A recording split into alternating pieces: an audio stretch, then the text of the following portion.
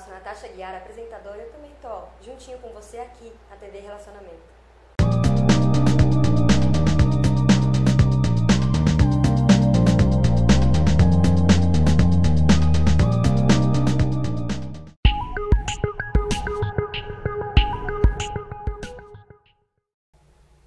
Olá, internautas, iniciamos mais um quadro Você é Top. E o nosso convidado de hoje, né, ele tem uma particularidade bem grande. Além de policial militar, né, ele também é cantor, tá, e também escritor. Né? Então nós vamos bater um papo aí bacana com o Sargento Lago. Sargento, muito obrigado pela tua presença aqui. Eu que agradeço, Kenji, muito obrigado. Obrigado a você. Fala um pouquinho, nós vamos falar do seu livro também, daqui a pouco. Fala um pouquinho para os internautas, como você, em que momento da tua carreira, da sua vida, adolescência e tal, você decidiu ir para a carreira militar, certo? E depois nós vamos falar também quando que deu vontade de você cantar e também de ser escritor, quer dizer, os múltiplos talentos que foram aflorando para você. Pois é, eu sou de uma família de militar, né? Meu pai esteve na Segunda Guerra Mundial e o meu tio era sargento da Polícia Militar. Então eu já cresci nesse ambiente militar, né? Meu pai sempre contando as histórias dele da guerra, o meu tio falando das experiências dele na polícia. E aí chegou um dado momento ali que eu, fazendo aos 19 anos, eu na hora de definir a minha profissão, eu queria ser jornalista, mas a oportunidade que me apareceu foi de prestar um concurso para a polícia. Entendi. Então eu estava entre ser jornalista e ser policial. Mas para ser jornalista naquele momento, na época, era muito difícil fazer uma faculdade. São Paulo tinha poucas faculdades de jornalismo e a gente não tinha dinheiro para pagar a faculdade. Exato. Então eu falei assim, bom, vou entrar na polícia e futuramente eu faço o curso de jornalismo. Foi exatamente isso que aconteceu. Então foi assim, motivado pela experiência que eu tinha na minha família e ao mesmo tempo não seguia a profissão de jornalista porque eu não conseguia fazer a faculdade por falta de dinheiro. Foram duas coisas que aconteceram no mesmo momento, entendeu? Sargento, você me falou jornalismo, olha só. Eu quando estava assim no colegial, ensino médio de hoje, eu queria fazer jornalismo. Queria também fazer jornalismo e queria fazer desenho artístico. Sim. Só que também aos 18 eu tive que decidir. Meus pais tinham uma quitanda no interior, chegou ao supermercado, né, de uma hora para outra, basicamente, o telhado caiu, né, porque você não tinha mais os recursos aí. Então eu olhei, na época, começo da década de 70, existiam 15 profissões. Hoje existem mais de 500. E aí eu olhei, jornalismo, probabilidade de ganhar dinheiro depois que for muito pequena. Muito pequena. A administração e tudo mais. Aí sim, eu tive que decidir por engenharia, que o piso de engenheiro era 10 salários mínimos. Foi mais ou menos por isso. Mas eu não deixei a parte que eu gostava de escrever, da parte de jornalismo. Então eu fazia uma contribuição para o Jornal do Estado de São Paulo, Folha, lá, aquela coluna dos leitores. Sim. Então eu mandei 400 artigos que foram publicados. Sim. Né? E sempre assim, pensando, vou fazer um dia, fazer um livro e tal, eu acabei escrevendo depois 17. Olha, esse ano devo fazer mais uns 5. Isso né? é bom. Então, você também, durante o fundamental e médio, deve ter lido bastante. Sim, também. Isso é interessante. A leitura, ela é uma coisa que seduz a gente do tempo do clube do livro, lembra? Exato, do clube o ciclo do livro, né? É isso. Exatamente. Então é isso, meu pai tinha Barça e aquelas coisas todas desde aquele tempo, né? Mas o sonho de ser jornalista apareceu quando eu tinha 13, 14 anos, sabe? Foi uma coisa assim interessante, não sei por qual motivo. Não foi inspiração de um filme assim? Não foi nada, uma vez eu me lembro que antigamente os jornais, eles, na propaganda que tinha de eletrodoméstico, de gravador, era desenhado, né? Não tinha foto. Sim, antigamente. Era aí eu vi o desenho de um gravador com um microfone, e eu falei, caramba, eu queria ter dinheiro para comprar esse gravador para poder fazer entrevista. Foi a primeira vez que eu despertei o desejo de ser jornalista, sabe? Entendi. Então foi... E a outra experiência com o jornalismo também, quando já adolescente, Eu era fã do Benito de Paula. Sou até hoje do Benito de Paula. Perfeito. Que depois eu tive até a oportunidade de conhecê-lo pessoalmente. Tá? Hoje posso dizer que também sou amigo do Benito de Paula. Mas na época, fã, à distância, eu falei assim, um dia eu quero ser jornalista também para entrevistar o Benito de Paula. Você acredita nisso? Que bacana. E isso, eu não entrevistei, mas realizei o sonho de conhecer ele pessoalmente. Ele cantou comigo num dos meus CDs, ele cantou uma música comigo, enfim. Mas essas coisas que vão despertando os interesses, né? É verdade. Mas o bom é que esses talentos vão ajudando a conhecer mais pessoas, né? É verdade. Pessoas diferentes daquilo que era do trajeto, né? Exatamente. E quando, antes de sair o livro, você já pensava em escrever alguma coisa? Na tua cabeça ficava alguma coisa? Olha, é assim, não, na verdade, o meu desejo era com um documentário, né? Na condição de jornalista, eu pensava em fazer um documentário em vídeo, sabe? Sempre gostei de cinema, vídeo. E na Polícia Militar, eu trabalhei em vários setores da polícia e um deles que eu trabalhei foi no setor de comunicação social.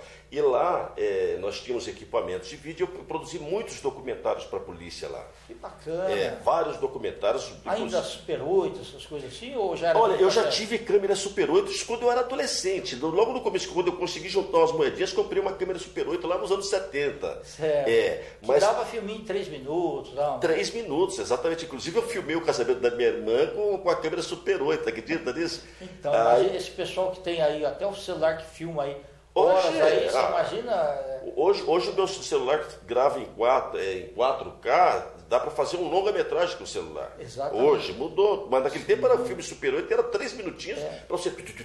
Não, e outra, você não tinha certeza se tinha ficado bom. Ainda tem esse detalhe, que tinha que revelar. Mas na polícia, o equipamento que tinha foi na época daquelas câmeras KY15, que lá no início, naquele tempo que tinha aquele programa de policial lá no SBT, como chama Aqui Agora. O Aqui Agora usava a KY15, ela pesava 15 quilos.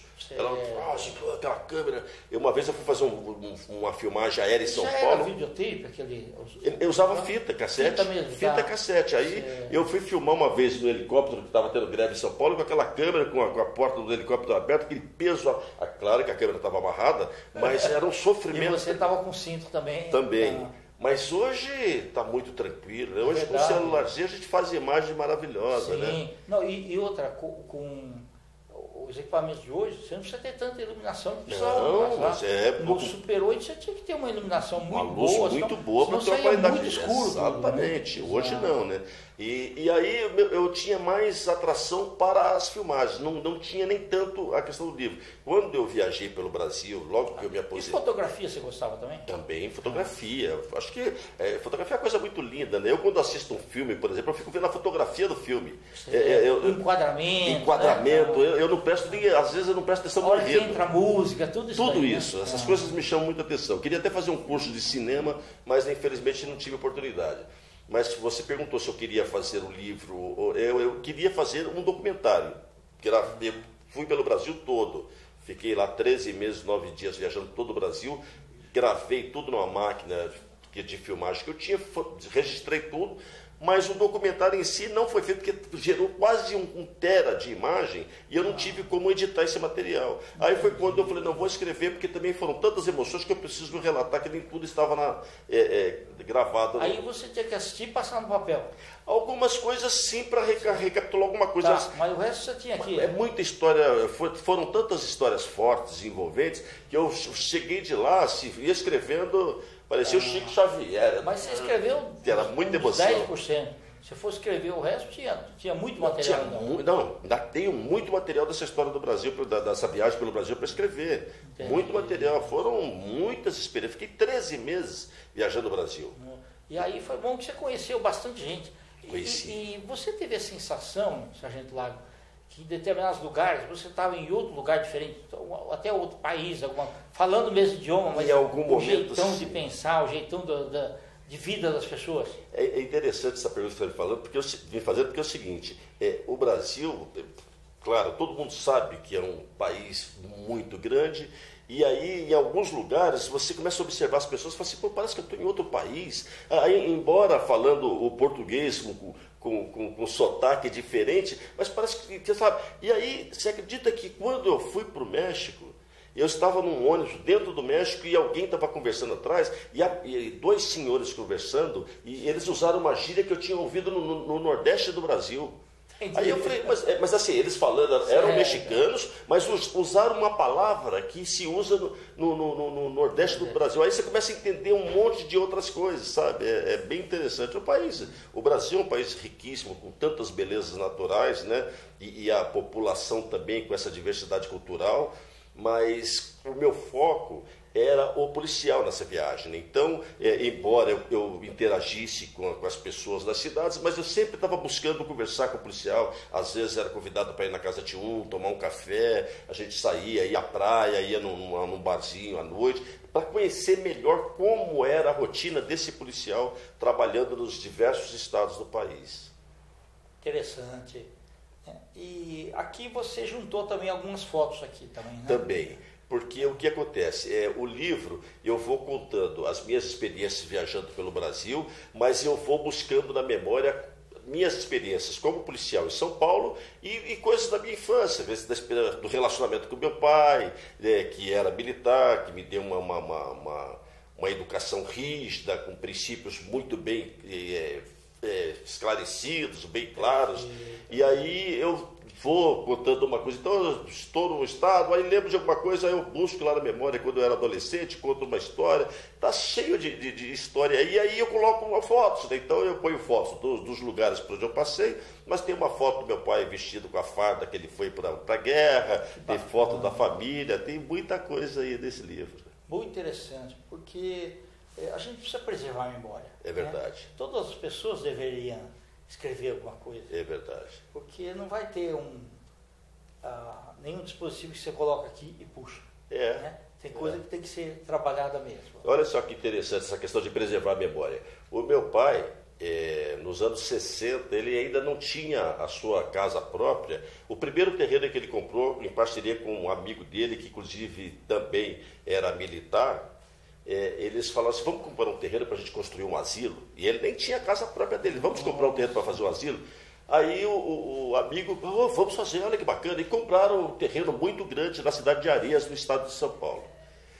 E lá eles construíram esse asilo depois de muitos anos, com dificuldades e tudo mais, até um determinado momento que ele conseguiu manter o asilo lá. Quando ele começou a envelhecer, ele morou, então, inclusive, um tempo lá para ajudar a construir, para fazer. Ele plantou, que o quintal era grande, tinha horta, já tinha os velhinhos morando lá no asilo. Quando chegou um determinado momento, que ele também já estava idoso, ele veio para São Paulo, porque aqui tinha mais recursos de hospital, minha mãe veio e teve que passar o asilo para uma outra administração. E nós fomos lá na cidade ver o asilo e tinha uma referência escondida do meu pai lá. Você não tinha nem saber que meu pai passou por lá. Ou seja, as pessoas que assumiram não se preocuparam e falaram assim, olha, uma vez teve dois idealistas que compraram um terreno e fizeram aqui o asilo. Não, a foto que estava bem em evidência lá era da atual administração. Puxa, entendi. E não se importaram com a história do meu pai, que doou o terreno. Então as pessoas não se preocupam em preservar a história. E a gente tem que ter essa preocupação, né? Sem dúvida. Tem isso. Então, nesse livro, eu faço alguns registros, inclusive do meu próprio tio, que já é falecido, que era policial também. Eu conto umas experiências dele, para exatamente deixar o registro. Se de alguma forma ele foi esquecido, eu não vou deixar ficar esquecido, porque eu estou registrando a história dele aqui, né? Não, isso é importante, que é o seguinte, o Baden-Powell, que foi patrono dos escoteiros, Sim. Ele falava assim, ninguém morre enquanto alguém se lembrar disso. Olha que bacana. É exatamente isso. E é nesse sentido mesmo. Porque a partir do momento que o corpo físico não está mais presente, o que ficam são as ações que foram deixadas e as pessoas que estão citando o que foi feito, né? E as pessoas esquecem que muita coisa que hoje existe, só existe porque alguém sacrificou lá atrás. Exato. Eu penso que não é questão de ficar cultuando quem já foi embora, mas preservar a memória, respeitar a memória daquela pessoa, sabe? Sim. Até porque serve de incentivo para outras pessoas. Exatamente. Né? Fala assim, olha que exemplo bacana aquela pessoa deixou, que quem sabe a gente também possa deixar uma história bacana aqui antes de ir embora daqui, né? Deixar um legado, deixar uma coisa... Produzir alguma coisa para as pessoas, acho que esse tem que ser o nosso compromisso, deixar alguma coisa para as pessoas. Pensar menos na gente e pensar mais no cidadão, pensar nas pessoas. Né? Se a gente pode, por que não? Exatamente. E é isso que está precisando mais no mundo nesse momento. Muito mais, é verdade. É verdade. O mundo precisa de pessoas altruístas. Exato. Né? Porque, infelizmente, é uma constatação, uma realidade, as pessoas estão mais preocupadas consigo mesmo. Né? E aí a gente vê que tem muita gente que não consegue se resolver. Porque quando a pessoa é autossuficiente, tudo bem, ela se resolve. Mas nós temos muitas pessoas que não têm condições de resolver os seus problemas, e há quem consiga resolver e não quer resolver porque está pensando nela mesma. Entendeu? Então acho que está na hora da gente começar a pensar mais um no outro, até para a gente ter um país mais humano, para a gente ter uma sociedade mais saudável, né? Porque o resultado desse descaso, o resultado dessa falta de interesse para com o próximo, é que está gerando essa violência, que está gerando todo esse caos que a nossa sociedade está vivendo. Exato. Não é verdade? Sem dúvida. Sargento, quanto tempo você demorou para escrever o livro? Esse livro demorou 3 anos. O tempo que eu gastei para escrever foram 3 anos, porque eu também tive uma interrupção. Porque após fazer essa viagem pelo Brasil, eu comecei a escrever o livro e aí eu tive que interromper porque fiz a viagem pela América do Sul e América Central. Aí fiquei 3 meses viajando de São Paulo até o México, né? E passando por todos os países. Então aí eu interrompi e fui fazer esse registro, tal. Depois voltei, comecei a escrever de novo. Aí apareceu a oportunidade, fui para a Europa mais 3 vezes, então eu tive que fazer algumas interrupções no intervalo, escrevendo assim, direto, deu uns 3 anos escrevendo. Era muita informação. Tá. Sargento, eu tenho falado para as pessoas que viajar é muito bom. Muito bom. Assim, a gente aprende uma série de coisas, então tem gente que fala, não, eu vou ficar aqui, eu gosto daqui, não sei o quê. Às vezes gasta dinheiro com um montão de bobagem, que às vezes nem precisa. É verdade. Troca de carro e não sei o que e tal. Quando uma viagem dá assim, a mente da pessoa fica muito melhor, o pensamento muda, né? Então eu tenho certeza que as viagens que você fez ajudaram bastante no crescimento seu, né? O conhecimento principalmente do ser humano, né? É verdade, porque é exatamente isso. Quando a gente começa... quando a gente conhece a realidade de outras pessoas, porque isso começa a dar... Olha só que interessante. Eu comecei minha viagem, saí de São Paulo, fui para Salvador e depois fui subindo, né? Sergipe, Alagoas, Pernambuco, Rio Grande, Paraíba, Rio Grande do Norte, enfim, fui subindo. E para eles lá, aqui que é em cima e lá é embaixo. E a gente fala que vai subindo quando a gente fala que está subindo. E lá eles falam, ele veio descendo, eles falam que nós estamos aqui, nós estamos no alto e eles estão embaixo. E aí... as estradas não tão boas igual a gente está acostumado aqui, né? Nossa, eis a questão, né? As estradas são horríveis. Eu por exemplo, eu fiz de Roraima até, de Boa Vista, né? Roraima até Manaus, uma estrada de terra esburacada, o ônibus andando a 5 por hora. Choveu. Graças a Deus não choveu, senão eu ficava parado uma semana. Verdade. Porque eu fui de avião para Roraima e voltei de ônibus, porque eu queria passar ali mesmo, por dentro, para conhecer a vegetação e tudo mais. E ali é o mundo real, viu? Era o mundo real. É o mundo real. Mas o que eu estava dizendo é o seguinte, na medida que eu ia subindo lá para o norte, eu ficava imaginando como será o Pará, como que é viver lá em Manaus, Roraima, vai ter tribo, vai ter índio, vai ter isso. Eu ficava com essas coisas todas na cabeça, sem além do medo, tem mosquito, tem malária, tem não sei o que lá, todas essas pressões. É verdade. Aí a gente chega lá e fala assim, caramba, como as pessoas pintam os lugares que não conhecem, faz um fantasma, não é nada disso. Eu encontrei lugares maravilhosos. As pessoas são alegres, né, quando morando lá no Tranquilo, e assim, claro, eu vi sim o descaso do poder público, sim, com as estradas. Em alguns lugares eu vi esgoto a céu aberto, eu vi açougue também, vendendo carne a céu aberto, sem higiene nenhuma, com mosca, coisas que entristecem muito, entendeu? Mas eu vi também muita gente feliz lá para cima e muita coisa bonita. A gente percebia que as pessoas tinham felicidade de viver onde viviam, sabe? Muito interessante. Solidariedade também. Muito grande. Eu fui recebido com tanto carinho por todos eles. Grandes amigos. Aliás, a semana passada esteve aqui em São Paulo um policial do Rio Grande do Norte e nós recebemos ele aqui, porque nos recebeu muito bem lá. Então eu fiz muita amizade por todos os lugares que eu fui, convite para almoçar na casa deles, para tomar café, ganhei camiseta de presente, ganhava passagem, vou dar passagem para o próximo estado, ganhei muita coisa de presente, porque eles são solidários. É despretensioso, né? Não é assim, sem nenhum interesse. Daqui, mas depois você tem que fazer isso. Exatamente, sem nenhum interesse. E aí, quando eles vêm para cá, que eu fico sabendo que vem, eu que me prontifico para recebê-los aqui. Porque quer queira, quer não, São Paulo é uma cidade muito grande, então o fato de você ir lá e tomar um café com ele, vamos ali, vamos almoçar, eu te acompanho até Santa Efigênia, eu te acompanho até 25. A pessoa fica feliz. Então eu sempre me ofereço porque eu fui muito bem recebido quando estive lá. Perfeito. Sargento, desses lugares que você passou, qual que você falou assim, puxa, esse daqui eu tenho vontade de voltar? Deve ter vários. Olha, eu voltei, eu tinha vontade de voltar e voltei, que foi Santa Catarina. Eu gostei muito de Santa Catarina. Agora, é bem verdade que eu tenho vontade de voltar no Amazonas, tenho vontade. Eu voltei em alguns lugares. No início do ano passado eu retornei para Nordeste e Norte, fui até o Pará. Mas não fui a Roraima, não fui até a Amazonas, não fui para os outros lugares que eu tive que interromper minha viagem. Mas eu gostaria de ir ao Acre. No Acre, eu fiquei só na capital. Eu faço a confusão danada com Boa Vista e Rio Branco, né? A capital do Acre é Rio Branco, não é isso? E Boa Vista é a capital de Roraima, mas eu faço essa confusão. E eu gostaria, como eu fiquei só na capital do Acre, eu gostaria de ter voltado ao Acre para ir lá na fronteira, entendeu? Porque me falaram umas coisas lá que eu deveria conhecer, mas não tive, o tempo era curto. Mas assim, eu gostei muito de Santa Catarina. Gostei muito de Santa Catarina, que é um lugar que eu depois voltei lá e fiquei morando 1 ano em Florianópolis. Gostei muito. Perfeito. E todas essas viagens, tudo que você escreveu, fez com que a tua forma de pensar, inclusive, nível Brasil, fosse mudando, né? Sim. Então, como você viu problemas reais, descasos do poder público e tudo mais, então você foi formando um quebra-cabeças de forma assim, olha, tem esses gargalos aqui que precisam ser melhorados. Isso você foi mapeando, né? Exatamente.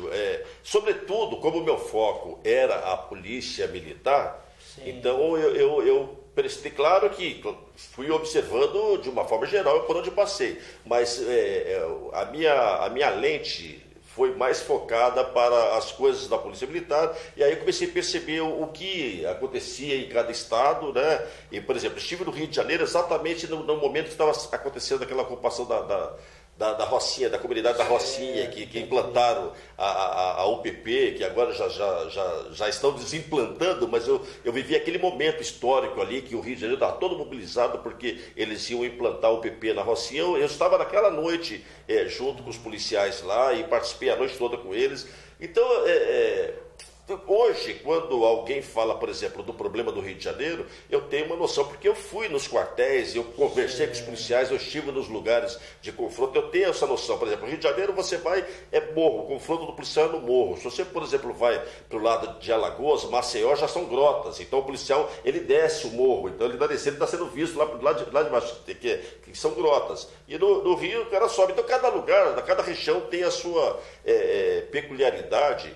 E aí é onde você observa como que o crime funciona, como o policial atua, quais são as condições desse policial. E aí eu cheguei a uma conclusão que eu já imaginava, que o policial brasileiro, ele é um herói pelo trabalho que ele faz, porque todos são determinados, e olha que os governantes não se importam com os policiais, eles sofrem pressão da sociedade, sofrem pressão dentro do quartel, ele tem uma séria dificuldade para exercer seu trabalho, e ainda assim ele vai para a rua e oferece o seu melhor, por todas as limitações, com problema de salário, com problema de toda a natureza. E ele vai lá e oferece o melhor trabalho que ele pode oferecer. Se ele for valorizado nas suas necessidades, certamente o trabalho do policial vai ser ainda melhor. Perfeito. Sargento Lago, eu quero manifestar a minha grande admiração por você. Muito obrigado. Não só por ser policial militar, cantor, escritor, mas porque você foi a fundo conhecer aquele Brasil que muitas vezes a gente só conhece assim, vendo alguma coisa, reportagem no jornal, alguém que falou ou escreveu, mas você foi lá e viu né, e retratou aquilo, quer dizer, conversou com as pessoas. Então, você sabe assim muito das deficiências do país e aquilo que pode ser melhorado. Então, te parabenizo muito por isso. Muito obrigado. Eu agradeço o convite também, pela oportunidade de mostrar um pouco do trabalho que a gente faz, porque realmente o que precisa hoje é que a sociedade tome conhecimento do trabalho que a polícia faz. As críticas são muito voluntárias. A partir do momento que as pessoas conhecerem o trabalho e a dificuldade que o policial tem para exercer a sua atividade, isso vai mudar, e o apoio da sociedade é que vai fortalecer o trabalho da polícia. Perfeito. Sargento, estamos nos instantes finais. Queria saber se você quer deixar os seus contatos. Sim, o meu telefone de contato é 11, São Paulo, prefixo, né? 982591412, é o WhatsApp também. E tem o site, sargentolago.com.br, é uma forma de entrar em contato com a gente. Perfeito. Tá? Tá ótimo. Internautas, então, os agradecimentos a esse grande profissional, Sargento Lago, a quem eu muito agradeço. E eu que agradeço, Kendi. Nós finalizamos mais um quadro Você é Top. Um grande abraço e até a próxima.